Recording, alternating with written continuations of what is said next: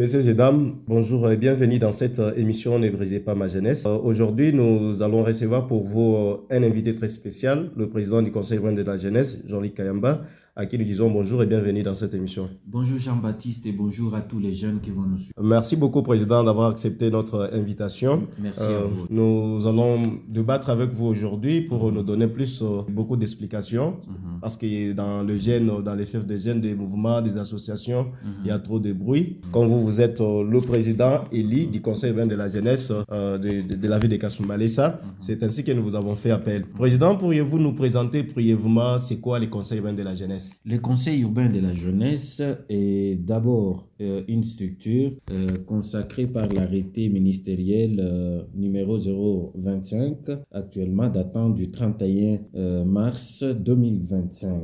Donc le Conseil de la jeunesse est une structure qui a un rôle consultatif placé sous tutelle du ministère de la jeunesse. Il est la structure fédératrice, interlocutrice auprès du ministère ayant la jeunesse dans ses attributions en République démocratique du Congo. Aujourd'hui, dans notre ville de Kasumbalesa, pour ne pas vous prendre beaucoup de temps, il y a le jeune qui parle, il y a les candidats qui se présentent pour les élections du Conseil urbain de la jeunesse qui pointent déjà à l'horizon, parce qu'aujourd'hui, là, les assemblées du Conseil national se tiennent déjà. Quelles sont les conditions légales pour être candidat ou bien pour être électeur aux élections du Conseil urbain de la jeunesse? Oui, Jean-Baptiste, d'abord il faut noter que je voulais ajouter par rapport aux missions, le Conseil a pour mission de représenter les jeunes des structures, c'est-à-dire des ASBEL, ONG et mouvements. Et le Conseil a également pour mission de formuler les avis et des propositions auprès du ministère ayant la jeunesse dans ses attributions. Il est chargé de donner son avis sur les questions qui concernent les jeunes et formuler des propositions pour améliorer leur cadre de vie. Alors, revenant maintenant sur votre question, les élections, oui. Au niveau national, déjà, il y a une assemblée qui est convoquée à travers l'arrêté de Madame la ministre de la Jeunesse et c'est à Kinshasa ces assises vont se tenir. Alors, c'est important d'abord d'expliquer qu'aujourd'hui, il y a l'arrêté numéro 026 du 30 mars 2025 modifiant et complétant l'arrêté ministériel numéro 078 du 14 août 2021 portant création, organisation et fonctionnement du Conseil de la jeunesse en RDC. Cet arrêté fixe bien les conditions pour participer aux élections du Conseil de la jeunesse. D'abord, qui sont membres du Conseil de la jeunesse? Les membres du Conseil de la jeunesse, ce sont les ASBEL, les ONG et les mouvements qui ont pour mission encadrement de la jeunesse, qui sont enregistrés au ministère de la jeunesse et affiliés au Conseil de la jeunesse.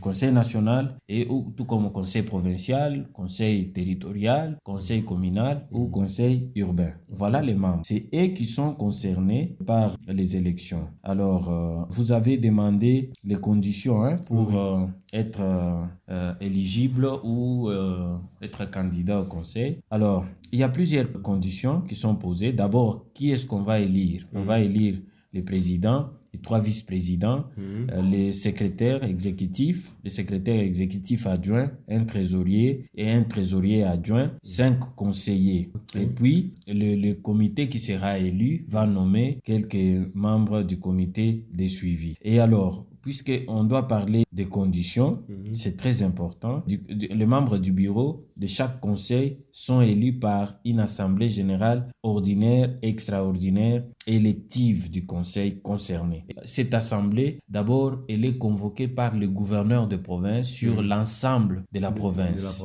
Puis, les maires, les administrateurs de territoire, les bourgmestres, les autres vont aussi convoquer à leur niveau et dans leurs entités respectives après l'arrêté du gouverneur, bien sûr. Alors, pour être candidat, il faut être d'abord de nationalité congolaise, être âgé de 25 à 32 ans révolus, jouir de la plénitude de ses droits civiques. Ok. Justifié d'un niveau d'instruction, licence, master ou doctorat. C'est important. Ça, Ok. il faut souligner. Donc là, pour postuler, Oui, faut le fait d'être justifier. congolais ne suffit pas Non, seulement que vous êtes candidat. Effectivement. Vous devez détenir un diplôme de licence. Oui, ou master Ou master. doctorat. Donc, ceux-là qui ont des ambitions d'être dans les conseils et qui n'ont pas ces titres académiques ne peuvent pas faire de bruit. Non, ils doivent se conformer, c'est l'arrêté. Ok. Faire le bruit, c'est autre chose. Mais l'arrêté a déjà tranché cette question. D'accord. Ne pas être agent dans une institution consultative ou représentative. Et puis, nul ne peut être électeur de membre du bureau du conseil concerné s'il ne remplit les conditions suivantes. Être de nationalité congolaise, je l'ai encore dit, Oui. être âgé de 15 à 35 ans révolus, jouir de la plénitude de ses droits civiques, être président ou délégué du bureau du conseil de la jeunesse. Okay. C'est-à-dire, par exemple, nous qui sommes déjà dans les conseils, nous sommes des électeurs, tout comme nous pouvons être des candidats. Des candidats, ok. Être porteur d'un mandat dûment signé par au moins 2/4 des membres dirigeants de l'association ou mouvement des jeunes affiliés au Conseil de la jeunesse. Être apolitique, être membre d'une ASBEL ou ONG des jeunes viable, enregistré au ministère de la jeunesse et affilié au Conseil de la jeunesse.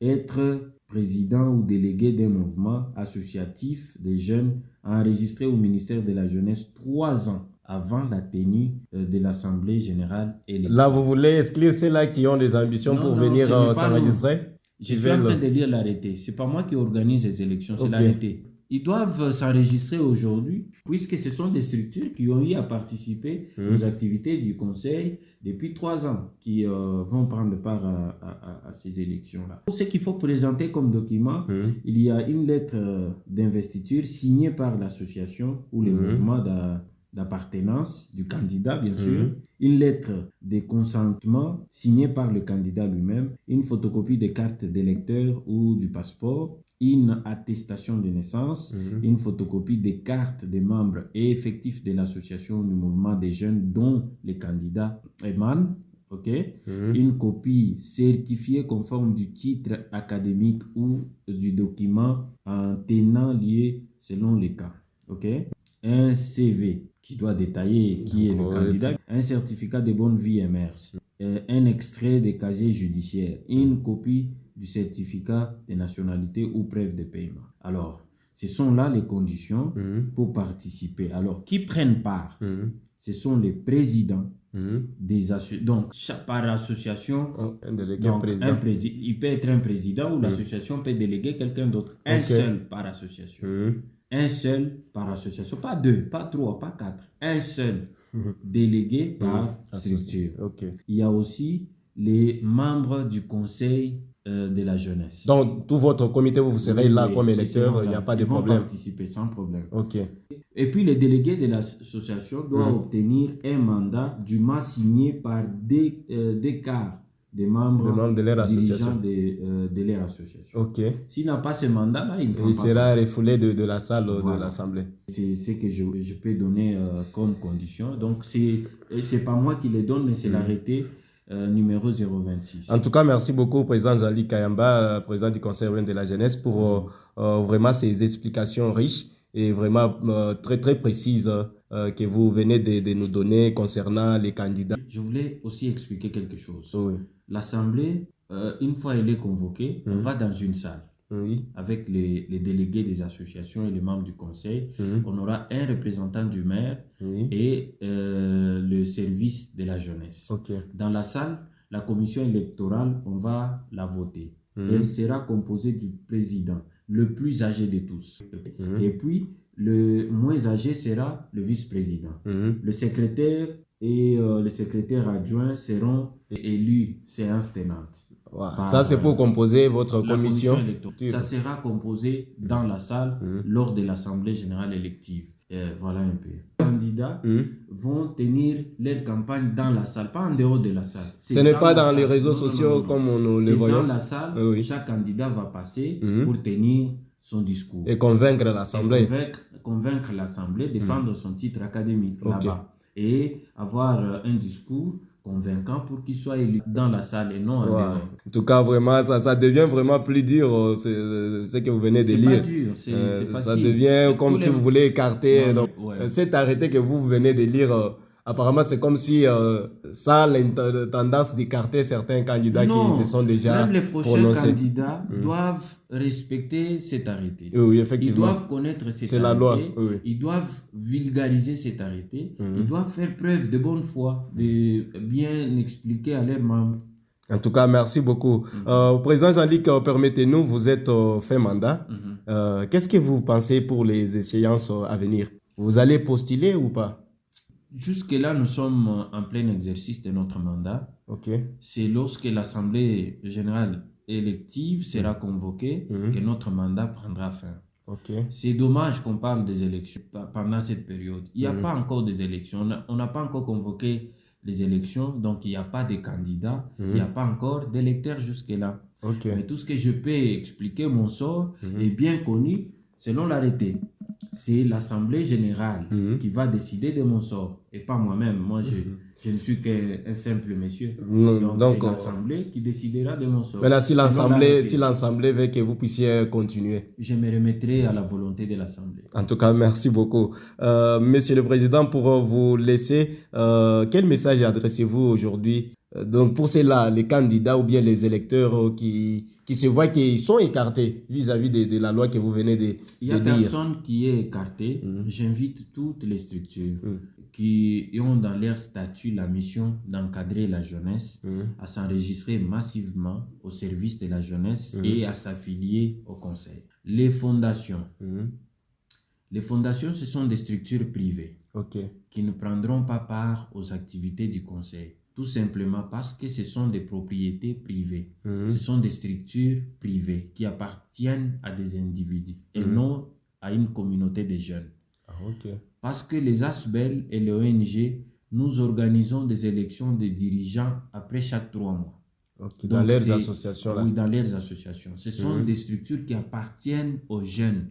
Les jeunes gèrent au quotidien leurs structures. Avec la fondation, ce n'est pas le cas. C'est une initiative d'une seule personne et qui finance, qui a le monopole de contrôle, le monopole de désignation des membres. Donc, et ne peut pas faire partie. Ils sont aux affaires sociales, au ministère des Affaires sociales et non au ministère de la Jeunesse. Voilà, et donc, ils ne sont pas concernés. C'est vraiment bien pour les derniers cette mots, explication. Comme vous l'avez demandé, les structures doivent s'enregistrer et elles vont bénéficier de tout notre accompagnement.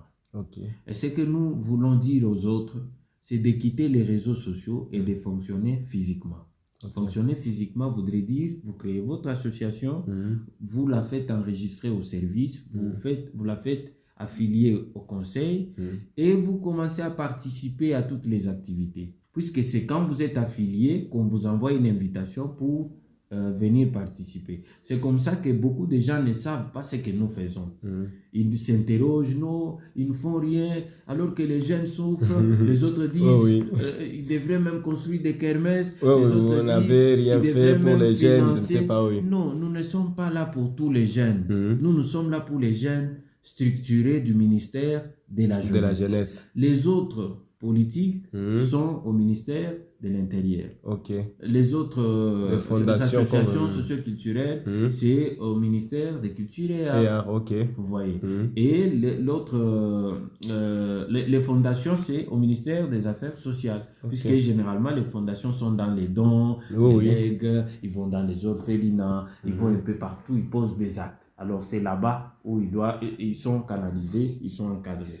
Alors, il est temps que tout le monde crée sa structure pour s'approprier de ces processus électoraux et participer à toutes les étapes. Chaque fois, on organise des activités. On ne peut pas inviter celui qui n'est pas concerné. Et cette loi, où je voulais dire l'arrêté numéro 026, parle rien que des associations, ONG et mouvements. Autrefois, dans l'autre arrêté, on parlait des représentants des confessions religieuses. Mais cet arrêté les a exclus. Mais on a inséré quand même un représentant ou un délégué des étudiants. Voilà comment la structure doit être organisée. Les mouvements, vous avez les Kiro et les scouts. Ok. Qu'on ne vous bombarde pas d'autre chose, parce qu'ici, on doit avoir la bonne volonté de vulgariser cet arrêté.